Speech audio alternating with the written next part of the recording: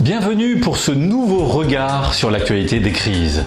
L'année dernière, c'est une entreprise, Lactalis, qui avait défrayé la chronique en raison d'une gestion de crise et d'une communication de crise catastrophique. Cette année, ce n'est pas l'entreprise, mais le monde des pouvoirs publics qui attire l'attention. La gestion de la crise des Gilets jaunes a été apocalyptique et nous y reviendrons, non pas avec un regard de politique ou de sociologue, mais bien un regard de gestionnaire de crise.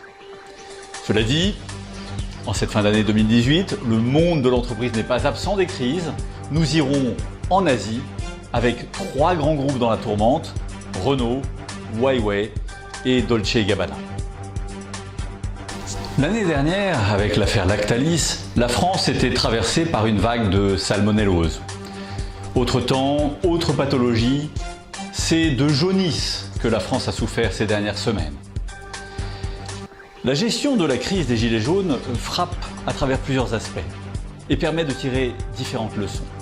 Première leçon, une veille complètement défaillante. Ni les réseaux sociaux, ni les remontées des capteurs démocratiques que sont les parlementaires, les élus locaux, n'ont permis de mesurer la profondeur du phénomène. Une citoyenne lambda devenue iconique, Jacqueline Moureau, va en quelques jours être vue par des millions de Français. J'ai 2 petits mots à dire à Monsieur Macron et son gouvernement. Quand est-ce que ça va se terminer, la traque aux conducteurs que vous avez mis en place depuis que vous êtes là ? Parce que là, on atteint des sommets. Ceci aurait dû constituer un précédent.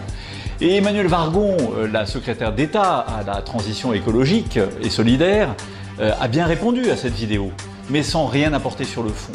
Bonjour, ici Emmanuelle Wargon, je suis secrétaire d'État à l'écologie et je suis là parce que je voudrais réagir au coup de gueule que Jacqueline a poussé sur les réseaux sociaux pour partager 2-3 faits avec vous.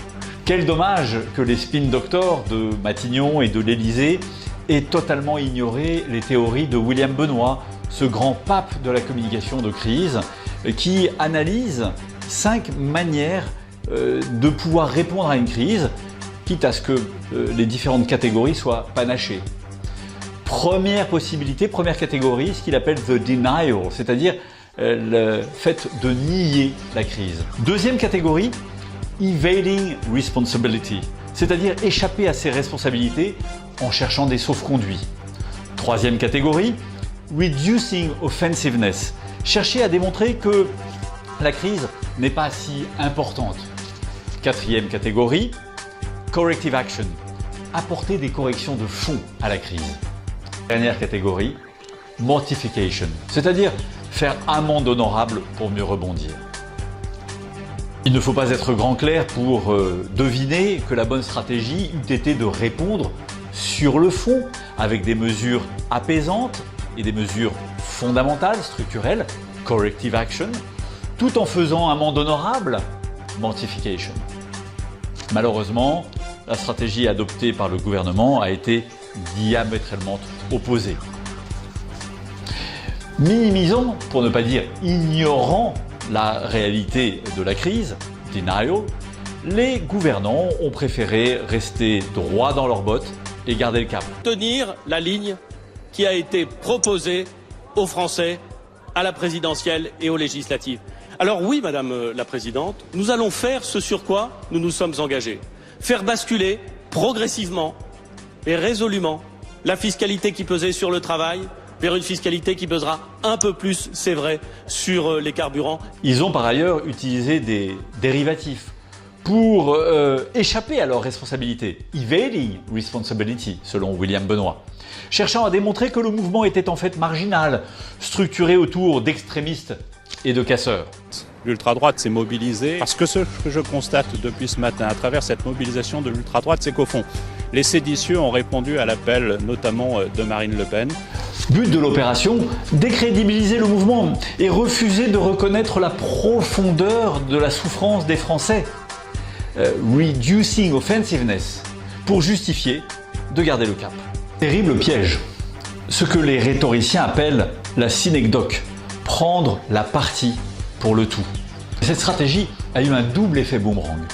D'une part, Elle a complètement démonétisé la parole publique, personne ne pouvant sérieusement croire que le mouvement des Gilets jaunes pouvait être réduit à ces mouvements extrémistes. Et d'autre part, elle a encouragé le mouvement des Gilets jaunes, leur donnant un motif supplémentaire de victimisation. Face à cette stratégie contre-productive, le chef de l'État a essayé de frapper un grand coup en prenant la parole.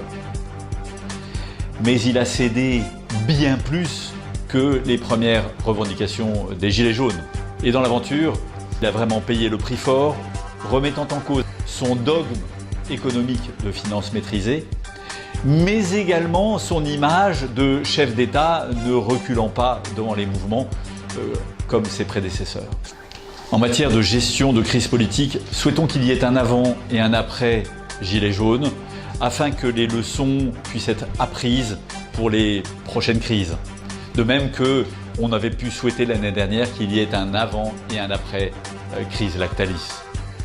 Alors justement, revenons au monde de l'entreprise avec 3 crises qui ont défrayé la chronique en ce dernier trimestre 2018, Renault, Huawei et Dolce Gabbana.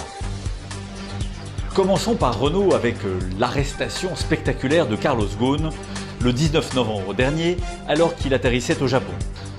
Accusé de différentes fraudes, le redresseur de Nissan, le stratège international admiré d'un bout à l'autre de la planète, le tycoon de l'automobile ayant fait de l'alliance Renault-Nissan-Mitsubishi le numéro 1 mondial de l'automobile, celui-là même qui a inspiré des mangas au Japon, à qui on a proposé la présidence du Liban, croupi dans une cellule non loin de Tokyo.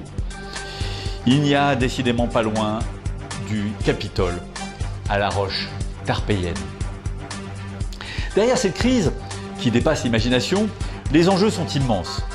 Quel avenir pour l'Alliance? Quel poids de l'État français dans la suite des opérations? Quelle future gouvernance de l'Alliance et des 3 constructeurs?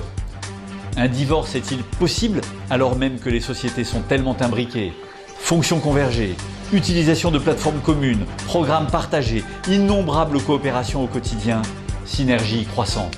À la suite de l'arrestation du très charismatique patron, Renault a très finement joué en diffusant une vidéo de Thierry Bolloré, actuel numéro 2 de l'entreprise, visant à rassurer les différentes parties prenantes, à commencer par les salariés, sur la stabilité et la continuité de l'entreprise.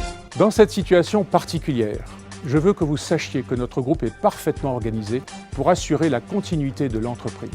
Je veillerai à garantir cette stabilité et à garder le cap sur nos missions, préserver les intérêts du groupe Renault et la pérennité de l'Alliance. Il faudra beaucoup de sang-froid, de volontarisme, d'engagement de la part des dirigeants et des collaborateurs pour traverser cette terrible crise qui ne fait que commencer. On en reparlera en 2019.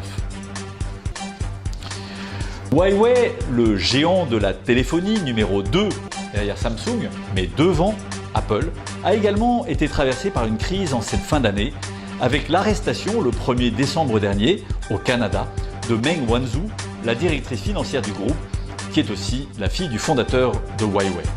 Elle est soupçonnée par la justice américaine d'avoir menti à plusieurs reprises pour contourner les sanctions américaines contre l'Iran. Cela faisait plusieurs mois que l'opérateur était dans le collimateur, notamment fortement et régulièrement critiqué par Donald Trump. En janvier dernier, l'opérateur AT&T et le distributeur Best Buy avaient d'ailleurs décidé de couper leur relation avec le fabricant chinois. Huawei est depuis visé par plusieurs campagnes de boycott sur son activité historique d'équipementier dans les réseaux télécoms. Plusieurs pays, dont l'Australie, la Nouvelle-Zélande, les États-Unis ou le Japon, ont déjà annoncé ou envisagent que Huawei ne participe pas au développement de la 5G sur leur territoire.